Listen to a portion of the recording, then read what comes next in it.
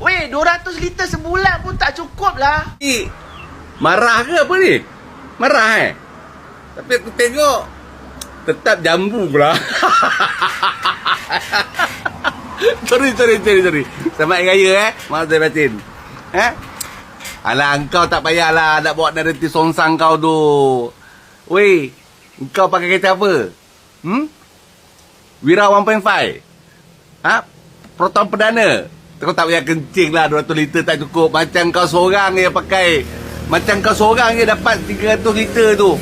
200 liter atau 200 liter tu. Macam kau seorang dapat. Kami semua pun sama juga.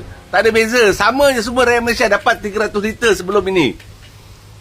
Dan rekod menunjukkan tidak melebihi 200 liter. Hampir 90% rakyat Malaysia semua menggunakan. Tidak lebih dari 200 liter. Sebab tu kita pakai IC. Pihak kerajaan boleh cek setiap seorang pakai berapa banyak 3-4 bulan ni. Boleh cek. Sebab tu pakai IC, kau tahu tak? Sebab tu boleh kontrol, sebab tu tahu. Lagi satu aku nak bagi tahu kat kau.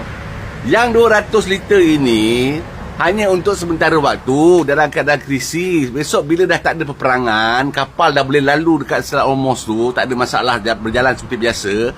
300 liter ni akan dinaikkan balik kepada 300 liter. Apalah kau ni? Apa yang susah sangat nak faham? Kau tak payah nak kencing 200 liter tak cukup. Aku pakai 3.0 tau.